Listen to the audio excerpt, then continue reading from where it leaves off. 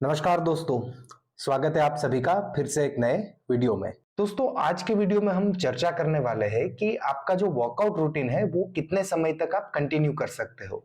मतलब कि कितने समय के बाद आपको अपना वर्कआउट जो है उसको चेंज करना चाहिए। अब देखिए, यहाँ पे सबसे बड़ा क्वेश्चन पहले तो ये आता है कि आपको अपना वर्कआउट रूटीन चेंज करने की जरूरत है भी या नहीं। देखिए, खास करके जो बिगिनर्स होते हैं, जो जिम में नए आते हैं, उन लोगों को ज्यादातर यही होता है कि मैं जितने ज्यादा वर्कआउट ट्राई करूंगा उतने ज्यादा रिजल्ट्स मिलेंगे। अब देखिए, इसमें गलती उन लोगों की भी नहीं है क्योंकि उनको बॉडी कैसे वर्क करता है वो पता नहीं होता, इसलिए ज्यादातर वो नए वर्कआउट की डिमांड करते रहते हैं। और अनफॉर्चुनेटली जो इंस्ट्रक्टर है वो भी उनको नए वर्कआउट दे देते हैं कि ये नहीं तो ये करो, ये नहीं तो ये करो। बट बेटर ये है कि जो बेसिक लिफ्ट्स है उसके बारे में उनको समझाया जाए, तो वो खुद भी आपको ये ज्यादा क्वेश्चन नहीं करेंगे कि मुझे कुछ नया वर्कआउट चाहिए या मेरा जो वर्कआउट है उसको बदलना है। डेफिनेटली वर्कआउट में चेंजेस करने होते हैं, लेकिन जितना जल्दी आप समझ रहे हो उतना जल्दी चेंजेस लाने की कोई जरूरत नहीं होती है। तो चलिए, अब सबसे पहले जो बिगिनर्स है उनके बारे में चर्चा कर लेते हैं। देखिए, जो बिगिनर्स है उनको जैसा हमने डिस्कस किया कि उनको नए वर्कआउट करने में ज्यादा इंटरेस्ट होता है कि पिछले हफ्ते जो वर्कआउट किया था उससे कुछ अलग कराओ। लेकिन देखिए, यहाँ पे जो सबसे बड़ी दिक्कत आती है वो ये होती है कि आप कभी भी प्रोग्रेसिव ओवरलोड जो है वो अपने बॉडी के ऊपर कर ही नहीं पाते हो। देखिए, हमने एक हाइपरट्रॉफी के ऊपर पूरा वीडियो बनाया था कि आपका मसल बिल्डिंग का जो काम है वो एक्चुअली बॉडी में होता कैसे है। तो एक बार आप वो वीडियो जाके देखिएगा तो आगे आपको जो मैं बोल रहा हूँ वो चीजें ज्यादा समझ में आएगी। पर यहाँ पे फिर से थोड़ा सा ब्रीफ में मैं समझा देता हूँ। देखिए, वो हाइपरट्रॉफी वाले वीडियो में हमने एक प्रिंसिपल की चर्चा करी थी, जिसको वहां पे सेड प्रिंसिपल बोला गया था। सेड प्रिंसिपल का मतलब है कि specific adaptation to the imposed demand.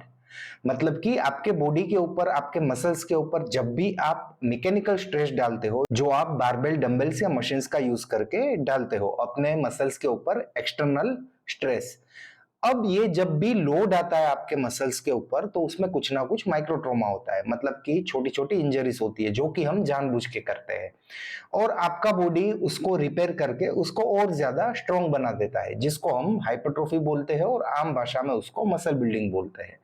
अब देखिए, यहाँ पे आपने एक चीज समझी कि आपके मसल्स को बिल्ड होने के लिए पहले तो उसको तोड़ना पड़ेगा, और तोड़ने के लिए उसके ऊपर आपको डालना पड़ेगा स्ट्रेस। स्ट्रेस हम डालते हैं मैकेनिकल लोड से, मतलब कि बारबेल डंबल्स या मशीन से। अब देखिए, जब आप सेम वर्कआउट सेम वेट के साथ लंबे समय तक करते हो तो आपका बॉडी जो है वो वर्कआउट से एडेप्टेड हो जाता है, मतलब कि फिर आपको रिजल्ट्स मिलना बंद हो जाता है। इसलिए ये कंसेप्ट आया था कि आपको वर्कआउट चेंज करना चाहिए। लेकिन क्या होता है कि वो लोड से आपका बॉडी एडेप्टेड हो चुका है, वो वर्कआउट से नहीं। तो आप यहाँ पे या तो वो लोड बढ़ा दीजिए, जिसको हम प्रोग्रेसिव ओवरलोड बोलते हैं। अब देखिए, प्रोग्रेसिव ओवरलोड आप सिर्फ वजन बढ़ा के कर सकते हो ऐसा बिल्कुल नहीं है। इसके ऊपर भी पूरा का पूरा हमने वीडियो बनाया हुआ है, how to boost your workout intensity. लेकिन फिलहाल उसको भी थोड़ा सा ब्रीफ में बता देता हूं कि या तो आप उसी वर्कआउट में वजन ज्यादा बढ़ाइए, या उसी वर्कआउट में आप रिपीटेशन ज्यादा निकालिए, या 2 सेट के बीच का जो रेस्ट टाइम है उसको कम कर दीजिए। ऐसी बहुत सारी चीजें होती है जिससे आप जब भी वर्कआउट परफॉर्म कर रहे हो उसमें प्रोग्रेसिव ओवरलोड कर सकते हो। फॉर एग्जाम्पल समझिए, इस वीक में आपने मंडे को जब चेस्ट किया तो चेस्ट के वर्कआउट में आपने 7.5 केजी के जो डंबल्स है उससे चेस्ट प्रेस किया। तो नेक्स्ट मंडे ट्राई कीजिए कि आप 10 किलो के जो डंबल्स है उससे वही वर्कआउट उतने काउंट के लिए कर सको। मतलब कि इस मंडे आपने 7.5 केजी से 10 या 12 काउंट निकाले थे, तो अगले मंडे को ट्राई कीजिए कि 10 किलो से 10 या 12 काउंट आप निकालिए चेस्ट प्रेस में। तो ये हो गया प्रोग्रेसिव ओवरलोड। अब अगर समझिए अगले मंडे आपसे वो वेट नहीं बढ़ रहा है तो कोशिश कीजिए कि 12 काउंट की जगह 15 काउंट तक जाइए, ये भी प्रोग्रेसिव ओवरलोड हो गया। या फिर 2 सेट के बीच का रेस्ट कम कर दीजिए, ये भी प्रोग्रेसिव ओवरलोड हो गया। तो बहुत सारी चीजों से आप अपना जो वर्कआउट है, सेम वर्कआउट, उसकी इफेक्ट आप सालों साल तक या कई महीनों तक रख सकते हो अपने बॉडी के लिए। मतलब कि आपको वही वर्कआउट कई महीनों तक या कई सालों तक रिजल्ट अच्छे से दे सकता है। अब देखिए, ये प्रोग्रेसिव ओवरलोड से ही हमारा जो दूसरा पॉइंट है वो निकल के आता है। देखिए, जितनी भी कंपाउंड मूवमेंट्स होती है, मतलब कि जिसमें एक से ज्यादा जॉइंट्स यूज होते हैं, वो हर एक कंपाउंड मूवमेंट में आप वेट ज्यादा लिफ्ट कर सकते हो। मतलब उसमें आप कंटिन्यूअसली प्रोग्रेसिव ओवरलोड कर पाओगे। लेकिन जितनी भी आइसोलेशंस वाली एक्सरसाइज है, उसमें कंपेयर टू कंपाउंड मोमेंट्स आपका जो वेट है वो कम उठेगा। तो उसमें आपको वेरिएशन डालने की जरूरत है, लेकिन वो भी कम से कम 4 या 5 हफ्ते वर्कआउट करने के बाद। मतलब एक जो आपका वर्कआउट रूटीन है वो कम से कम 1 से 1.5 महीना आपको चलाना है। उसके बाद वो आइसोलेशन वाली जो एक्सरसाइज है उसमें थोड़े बहुत वेरिएशन आप डाल सकते हो। अब इसका एक एग्जांपल लेते हैं कि जैसे आप अगर चेस्ट कर रहे हो, तो चेस्ट में जब आप चेस्ट फ्लाई करते हो या बेंच फ्लाई करते हो डंबल्स के साथ, तो वो आइसोलेशन वाली एक्सरसाइज हो गई। मतलब उसमें आपका सिर्फ एक ही जॉइंट, जो आपका शोल्डर जॉइंट है, वो यूज हो रहा है। एल्बो जॉइंट वहां पे लॉक है, तो उसको आइसोलेशन मूवमेंट बोलते हैं। अब इसका आप दूसरा ऑप्शन निकाल सकते हो, या तो आप केबल पे फ्लाई कर सकते हो या पेक फ्लाई मशीन होता है उसके ऊपर कर सकते हो। तो इस तरह से उसमें आप वेरिएशन कर सकते हो और वर्कआउट की जो इफेक्ट है वो फिर से आप अपने बॉडी के ऊपर बढ़ा सकते हो। लेकिन यहाँ पे प्लीज एक बात नोट कीजिएगा कि इसका मतलब ये नहीं है कि आप दूसरे हफ्ते ही वो वर्कआउट बदल दो। अपने बॉडी को वर्कआउट को सीखने के लिए भी समय चाहिए, जिसको हम प्रोप्रियोसेप्शन डेवलप होना बोलते हैं। मतलब कि आपका बॉडी मोमेंट सीखता है कि वर्कआउट परफॉर्म कैसे करना है। उसमें 1 डेढ़ महीना चला जाता है आपका आराम से। बिगिनर्स के लिए बात कर रहा हूँ, एडवांस लेवल पे वो तो ऑलरेडी सीखे हुए, उसके लिए भी बाद में चर्चा करते हैं।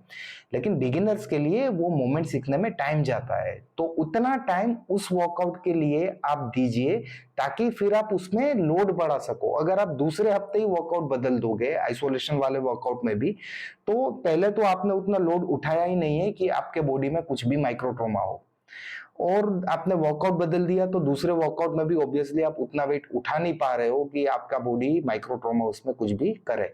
तो बेटर है कि उसी वर्कआउट को सीख के प्रोप्रियोसेप्शन डेवलप करने के बाद उस पर लोड बढ़ाइए, और फिर जाके जब माइक्रो ट्रॉमा होगा तो उसी वर्कआउट से आपके बॉडी में रिजल्ट मिलेगा।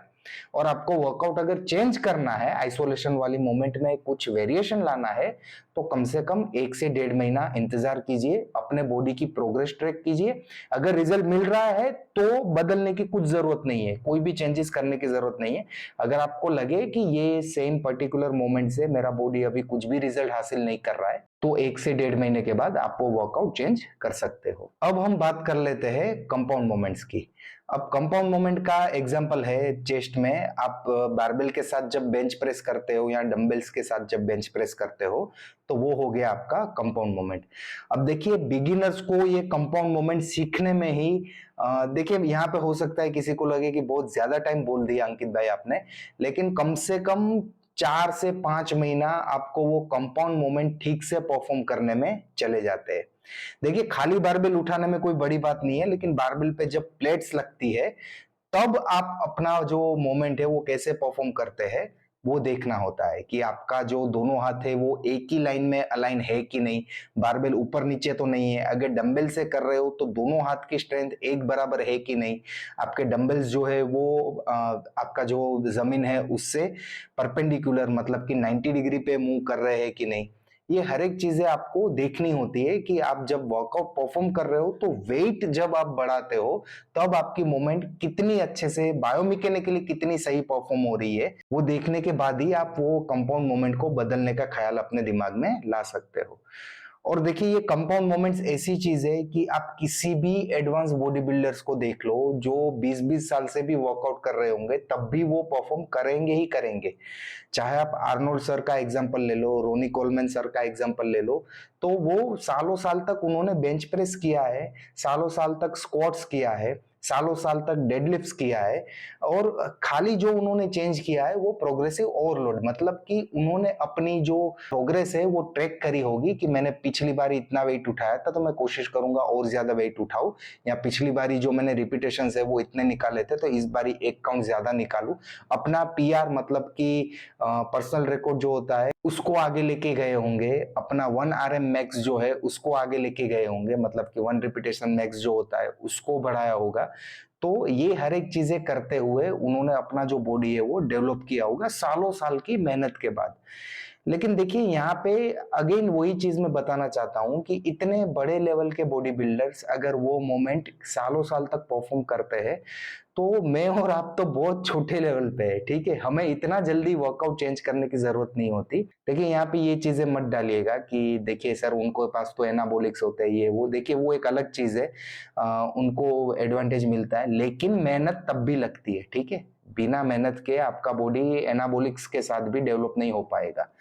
लेकिन हमें नेचुरल की बात करनी है, उस चीज की तरफ जाना ही नहीं है। और देखिए आपका टारगेट भले चाहे मसल बिल्डिंग ना हो, आपको खाली बॉडी को शेप देना हो। अब शेप देना भी, उसको भी एक्चुअली मसल बिल्डिंग ही बोलते हैं, लेकिन आजकल ये फैंसी वर्ड चल रहा है जिसको हम टोनिंग बोलते हैं, तो वो शब्द मैं यूज कर रहा हूँ। क्योंकि ज्यादातर लड़कियों को ये टोनिंग में इंटरेस्ट होता है कि उनको अपने बॉडी को टोन करना होता है, मतलब कि शेप देना होता है। लेकिन देखो अल्टीमेटली है वो मसल बिल्डिंग ही। उसके साइंस में आप अंदर जाओगे, डीप में देखोगे, तो आप अपने मसल्स को एक्चुअली हाइपरट्रॉफी कर रहे हो, तभी आपका जो टोनिंग है वो पॉसिबल हो रहा है। तो लड़कियों के लिए भी ये सेम चीज जो है वो अप्लाई होती है कि अपना जो वर्कआउट है उसको बार बार चेंज करने से बेटर है कि उसमें प्रोग्रेसिव ओवरलोड करने की ट्राई कीजिए। खासकर कंपाउंड मूवमेंट्स में तो प्रोग्रेसिव ओवरलोड करने की ही ट्राई कीजिए, उसको जल्दी जल्दी बदल मत दीजिए, है ना। फॉर एग्जाम्पल जैसे अभी आपने बारबेल के साथ स्क्वाट्स करना चालू किया, वेट के साथ स्क्वाट्स करना चालू किया, और अगले हफ्ते आपको वो स्क्वाट्स है वो बोरिंग लगने लगी, तो आपको कोई वेरिएशन चाहिए, और आपने गॉबलेट स्क्वाट्स चालू कर दी, या बल्गेरियन स्क्वाट्स चालू कर दी, या फिर दूसरा सुमो स्क्वाट्स चालू कर दी। तो देखिए ये जैसे ही आप मोमेंट बदल दोगे, तो जो नई मोमेंट होगी उसमें भी आप जो वेट उठाओगे वो सब मैक्सिमल होगा। सब मैक्सिमल मतलब उतना वेट नहीं होगा कि आपके ऊपर कोई भी माइक्रो ट्रॉमा कर सके आपके मसल्स के ऊपर। तो अगर माइक्रो ट्रॉमा नहीं होगा, तो जैसे हमने बात करी कि बॉडी उसको रिपेयर करके पावरफुल नहीं बनाएगा, तो आपका जो ट्रैक है, जो प्रोग्रेस का ट्रैक है, वो वही का वही रहेगा। आपका मसल बिल्डिंग का टारगेट जो है वो कभी अचीव नहीं होगा, और यहाँ पे जैसे हम टोनिंग की बात कर रहे थे वो भी अचीव नहीं होगा। तो बेटर है कि जो आपने बारबेल के साथ वेट के साथ स्क्वाट्स परफॉर्म करी है उसमें थोड़ा सा वेट बढ़ा दो। वेट नहीं बढ़ रहा है तो रिपीटेशंस बढ़ा दो। रिपीटेशंस नहीं बढ़ रही है तो सेट के बीच का जो टाइम है उसको कम कर दो। और अगर ये तीनों में से कुछ नहीं हो रहा है तो लास्ट में आप यूज कर सकते हो सुपर सेट्स या ड्रॉप सेट्स, लेकिन ये थोड़ा एडवांस लेवल पे आप करोगे। पहले तो इनिशियली तो ये तीन चीजों में ही काम हो जाएगा। सुपर सेट मतलब आपने स्क्वाट्स परफॉर्म करी वेट के साथ और बिना रेस्ट लिए आपने लेग एक्सटेंशन या लेग कर्ल कोई भी वर्कआउट किया। और ड्रॉप सेट मतलब कि आपने वेट के साथ स्क्वाट्स करी, फिर आपने उसको बारबेल को है वो रैक कर दिया, और फिर अपने बॉडी वेट के साथ जितने काउंट निकले वो करके आपने अपने जो मसल्स है उसको फुल्ली वेर एंड टेयर किया। ये हो गया आपका दूसरा तरीका, मतलब कि ड्रॉप सेट का। हर एक वर्कआउट में आप प्रोग्रेसिव ओवरलोड कर सकते हो इस तरह से ड्रॉप सेट और सुपर सेट यूज करके। लेकिन पहले तो वो तीन चीजें यूज कीजिए। आप वेट बढ़ाओ, रेस्ट का टाइम कम करो, और तीसरा जो हमने बात करी थी कि आप जो है वो रेपिटेशंस भी बढ़ा सकते हो। तो यहाँ पे बिगिनर्स के लिए तो हमने बात कर ली कि बिगिनर्स को जो वर्कआउट है वो ज्यादा चेंज करने की जरूरत नहीं होती। पहले प्रोप्रियोसेप्शन डेवलप होने दो, उसके बाद आप प्रोग्रेसिव ओवरलोड करो, तो उसमें ही आपका बॉडी जो है वो रिजल्ट देगा आपको। और इसके साथ साथ बिगिनर्स जो और एक चीज चेंज कर सकते हैं वो है वर्कआउट का टेम्पो। वर्कआउट टेम्पो को चेंज करना, इसका मतलब होता है कि एक एग्जांपल से हम ये चीज समझते हैं कि फॉर एग्जांपल आप बाइसेप्स कर्ल एक्सरसाइज कर रहे हो, ठीक है। तो बाइसेप्स कर्ल में जो इसेंट्रिक पार्ट है, मतलब कि जब आपका डंबल नीचे जा रहा है तो उस पार्ट को स्लो कर दीजिए, ठीक है। आप 1 सेकंड में ऊपर आइए और 1 2 3 3 सेकंड में नीचे जाइए। देखिए क्या है, आपका वेट वही है, लेकिन आपके मसल्स का जो टाइम अंडर टेंशन है वो बढ़ जाएगा। अब ये टाइम अंडर टेंशन बढ़ने से भी आपको उसी वेट के साथ उसी रिपीटेशंस के साथ फिर से रिजल्ट्स मिलना शुरू हो जाएंगे। तो देखिए ये तो टेम्पो वाली चीज तो आप चाहे बिगिनर हो या एडवांस हो किसी के ऊपर भी वर्क करेगी। जैसे ही आप अपने वर्कआउट का टेम्पो चेंज करोगे, खास करके इसेंट्रिक फेज में, मतलब कि जब वेट टुवर्ड्स द ग्रेविटी जा रहा हो, नीचे जा रहा हो, तब अगर आप उस मोमेंट को स्लो कर देंगे थोड़ा सा, तो फिर से उसी वर्कआउट की जो इफेक्ट है वो पहले जैसी हो जाएगी। मतलब जैसे आपको पहले मसल्स में सोरनेस फील हो रही थी, वैसी सोरनेस फिर से आने लगेगी। तो रिजल्ट्स भी आपके जो है वो पहले जैसे हो जाएंगे, मतलब कि आप प्रोग्रेस करने लगोगे, ठीक है। और तो ये एक और चीज हम यहाँ पे ऐड कर सकते हैं, चाहे वो बिगिनर हो या एडवांस हो, कि अपना जो टेम्पो है वर्कआउट का उसको आप थोड़ा सा चेंज कर सकते हो। तो टेम्पो चेंज करने की वजह से भी आपका जो रिजल्ट है वर्कआउट का वो बढ़ जाएगा। सेम वेट के साथ सेम रिपीटेशंस के साथ, क्योंकि आप प्रोग्रेसिव ओवरलोड नहीं कर पाते हो। बहुत सारी एक्सरसाइज ऐसी होती है कि उसमें फिर जॉइंट्स इंजरी होने का चांसेस हो जाता है कि भाई उससे ज्यादा वेट बढ़ाएंगे तो अपना जॉइंट्स जो है वो खत्म हो जाएंगे। तो उससे बेटर है कि उसमें ये टेम्पो का जो है वो वेरिएशन लाइए। यहाँ बहुत सारे ऐसे लोग होते हैं जिनको ऑलरेडी इंजरी होती है, किसी का शोल्डर डैमेज होता है, किसी का नी डैमेज होता है, तो उन सब लोगों को ये टेम्पो वाली चीज काम लग सकती है। जैसे अगर किसी का नी पेन है तो वो जब भी लेग एक्सटेंशन करते हैं तो उसमें जब इसेंट्रिक काउंट होता है, मतलब कि जब मशीन्स में नीचे जाते हैं तो थोड़ा सा स्लो कर सकते हैं, तो फिर उनके क्वाड्रिसेप के ऊपर उसकी इफेक्ट बढ़ जाएगी। या फिर किसी का शोल्डर डैमेज है तो सेम शोल्डर प्रेस में जब इसेंट्रिक का जो पार्ट आता है उसमें जो स्पीड है उसको कम कर सकते हैं। तो अब बात करते हैं एडवांस लेवल पे आपको अपना वर्कआउट जो है उसको कैसे चेंज करना है, या फिर वर्कआउट की जो इफेक्ट है वो कैसे बढ़ानी है। तो देखिए, एक चीज तो हमने डिस्कस करी कि जो एडवांस है, मतलब बहुत सालों से वर्कआउट परफॉर्म कर रहे हैं, वो अपने वर्कआउट में ड्रॉप सेट या सुपर सेट ऐड कर सकते हैं। दूसरा जो वो कर सकते हैं वो ये कि एक्सरसाइज करने की जो एंटिटी है वो बदल सकते हैं, मतलब कि जिस चीज से वो एक्सरसाइज परफॉर्म कर रहे हैं वो बदल सकते हैं। फॉर एग्जाम्पल कि अगर आप बारबेल के साथ चेस्ट प्रेस कर रहे हो तो उसमें चेंज करके आप थोड़े टाइम तक डंबल चेस्ट प्रेस करना शुरू कीजिए, तो फिर से वो चेस्ट प्रेस मूवमेंट की जो इफेक्ट है वो आपके बॉडी के ऊपर बढ़ जाएगी। या फिर समझिए कि आप शोल्डर में बारबेल में प्रेस कर रहे हो, काफी टाइम से बारबेल शोल्डर प्रेस कर रहे हो या मशीन शोल्डर प्रेस कर रहे हो, तो उसमें भी सेम फिर से आप डंबल की तरफ थोड़े टाइम के लिए शिफ्ट होइए, तो फिर से आपका जो वर्कआउट की जो इफेक्ट है वो बढ़ जाएगी। देखिए, यहाँ पे हम मोमेंट सेम रख रहे हैं लेकिन जो एंटिटी है, मतलब कि जिस चीज से हम वर्कआउट परफॉर्म कर रहे हैं वो बदल रहे हैं। तो बीच बीच में एडवांस लेवल पे जो है वो ऐसे वेरिएशन लाके भी अपना जो वर्कआउट की इफेक्ट है उसको फिर से बढ़ा सकते हैं। थोड़े टाइम तक आप डंबल के ऊपर शिफ्ट होंगे, फिर कुछ टाइम के बाद आप फिर से बारबेल की तरफ ही शिफ्ट हो जाएंगे, या जो पहले आप यूज कर रहे थे उसकी तरफ शिफ्ट हो जाएंगे। तो उसके कारण जो आपका वर्कआउट का इफेक्ट बंद हो गया था बारबेल यूज करते हुए, वो बारबेल से भी शुरू हो जाएगा। और बीच में जब आपने वेरिएशन किया था डंबल्स के साथ तब तो आपको जो रिजल्ट मिला है वो तो एज इट इज रहेगा ही। तो ये दूसरी चीज हो सकती है एडवांस लेवल पे आपके वर्कआउट का जो रिजल्ट है उसको फिर से बढ़ाने के लिए। तीसरी जो चीज आप कर सकते हो एडवांस लेवल पे वो ये है कि आप जो आइसोलेशन वाली मूवमेंट है उसको पहले परफॉर्म करके कंपाउंड को थोड़ा पीछे जाने दो। देखिए, क्या होता है, कई सालों तक वर्कआउट करने के बाद, कई सालों तक कंपाउंड मूवमेंट करने के बाद आप प्रोग्रेसिव ओवरलोड की एक ऐसी सिचुएशन पे पहुंच गए हो कि उसमें अब आप वेट नहीं बढ़ा सकते हो। आपने हर एक चीजें ट्राई कर ली, आपने वेट जितना बढ़ाना था वो बढ़ा दिया, आपने रिपीटेशंस भी जितने निकल रहे थे वो निकाल दिए, रेस्ट भी कम ले रहे हो कंपाउंड मूवमेंट में, लेकिन अब आपका जो सेंट्रल नर्वस सिस्टम है वो आपको मना कर रहा है कि इससे ज्यादा अगर आप प्रोग्रेसिव ओवरलोड करोगे तो अब इंजरी होगी। तो उस टाइम पे आप क्या कर सकते हो कि जो आइसोलेशन वाली मूवमेंट है उसको पहले परफॉर्म कर सकते हो। एक एग्जांपल लेते हैं कि देखिए, आप सालों से चेस्ट में पहले बेंच प्रेस से ही शुरुआत करते हो कि बारबेल बेंच प्रेस किया और हैवी गए, बहुत ज्यादा वेट के साथ आपने मारा, लेकिन अब ऐसी सिचुएशन में हो कि हैवी मारने के बाद भी आपको वो बारबेल बेंच प्रेस का कोई इफेक्ट नहीं हो रहा है और उससे ज्यादा वेट अब आप बढ़ा नहीं सकते हो, क्योंकि फिर आपके जॉइंट्स या लिगामेंट या टेंडन्स जो है वो डैमेज होने लगेगी। तो अब आपको क्या करना है कि आपने बहुत सालों तक चेस्ट में पहले बेंच प्रेस ही मारा है, तो अब आप डंबल फ्लाई से शुरुआत कीजिए या मशीन फ्लाई से शुरुआत कीजिए।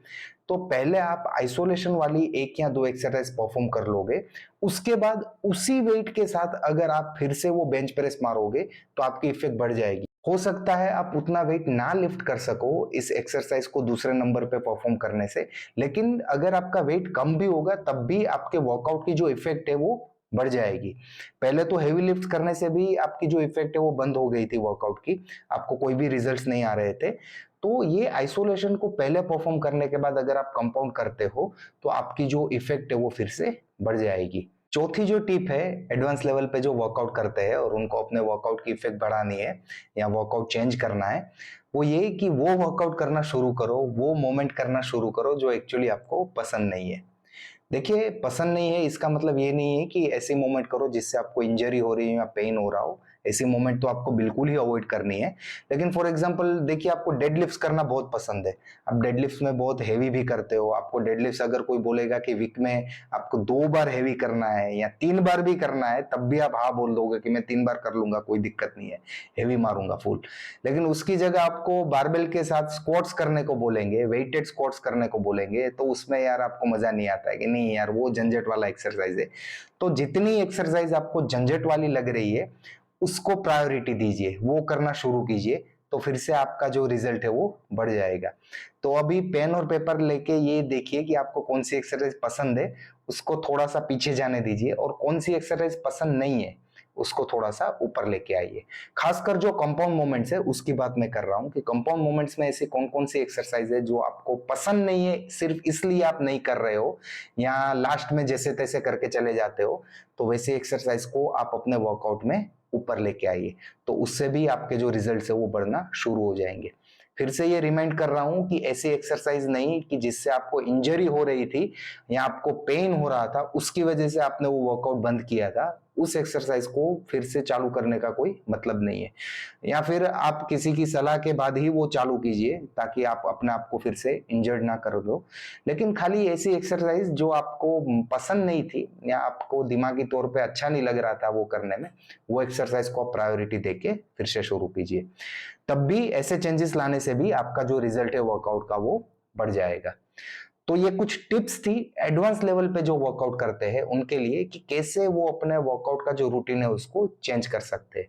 देखिए यहाँ पे भी चेंजेस में हमने मोमेंट नहीं बदली है, मतलब कि जो एक्सरसाइज है वो हम परफॉर्म तो कर ही रहे हैं, लेकिन खाली उसकी या तो एंटिटी बदली है या फिर उसको करने का तरीका बदला है, या एक्सरसाइज जो हमें पसंद नहीं थी वो हमने शुरू करी है।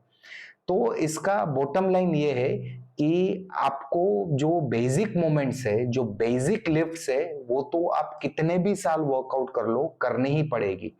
स्क्वाट्स है, डेडलिफ्ट्स है, बेंच प्रेस है, शोल्डर प्रेस में जो मूवमेंट है डंबल के साथ, बारबेल के साथ, ये बेसिक लिफ्ट्स होती है। वो आपको अगर अपना बॉडी डेवलप करना है तो सालों तक करनी पड़ेगी। ऐसा नहीं कि उस वर्कआउट से बोर हो गए और आपने वो छोड़ दिया, उसमें आपको प्रोग्रेसिव ओवरलोड करते हुए आपको सालों साल तक वो मूवमेंट परफॉर्म करनी पड़ेगी, तभी जाके आपका बॉडी आपको रिजल्ट देगा। तो ये था आज का एक वीडियो कि आपको अपना वर्कआउट कितने समय में बदलना चाहिए या कैसे बदलना चाहिए, या बिगिनर्स को बदलना भी चाहिए या नहीं बदलना चाहिए, उसके ऊपर थोड़ा सा हमने आज का डिस्कशन किया।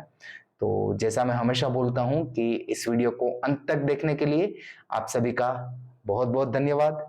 Thank you. जय हिंद।